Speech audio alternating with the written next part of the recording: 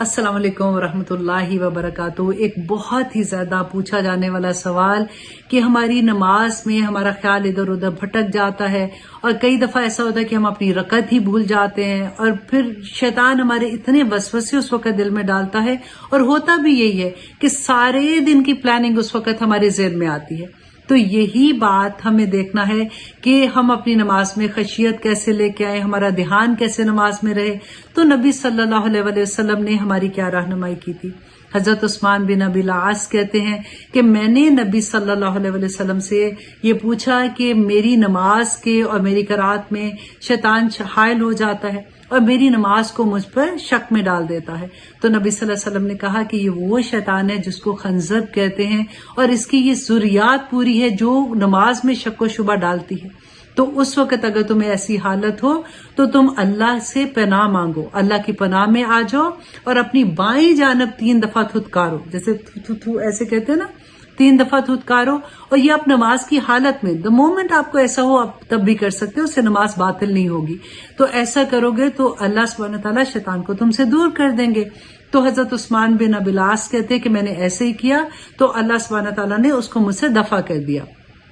अब मिशकातुल मसाबी की शरह जिन्होंने लिखी है, हकीमुल उम्मत मुफ्ती अहमद यार खान नईमी रहमतुल्लाह अलैह कहते हैं कि वो अपना एक तजर्बा बयान करते हैं कि वो क्या कहते थे कि जैसे अल्लाह अकबर कहने वुजू किया, नमाज के लिए खड़े हुए तकबीर तहरीमा से पहले वो कहते हैं कि ला हौला वला कुव्वता पढ़ने और फिर 3 मरतबा अपने लेफ्ट साइड पे थू थू थू ऐसे करते हैं ना, थतकारते हैं, ऐसे आपने किया, फिर आपने अल्लाह अकबर किया और उसके बाद आपने अपनी निगाह की हिफाजत की। निगाह की हिफाजत कैसे करना है? जब आप क़याम की हालत में है तो आपकी निगाह जो आपकी सजदे की जगह पे होनी चाहिए और जिस वक्त आप रुकू में जाते हैं तो पाँव की पुश्त उन्होंने लिखा है कि जब आप उस तरह आपकी निगाह होनी चाहिए। बाज लोगों ने उसको पाँव का अंगूठा जो होता है उधर भी कहा कि आप अपनी निगाह वहां पे रखें। तो इधर वे आप कुछ भी दोनों में से जो भी चीज करेंगे और फिर जब आप उसके बाद सजदे में जाते हैं तो आपकी निगाह जो है अपने नाक के भांसा, ये जो जगह होती है ना, वहां पे आपकी निगाह होगी। और जब आप कादा में आते हैं तो आप तहियात पढ़ते हैं तो आपकी निगाह आपकी गोद में होगी।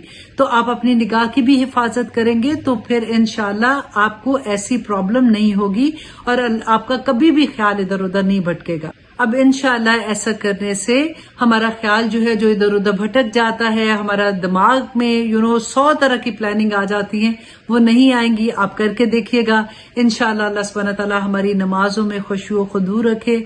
आमीन सुम्मा आमीन। अस्सलाम वालेकुम रहमतुल्लाहि व बरकातुहू।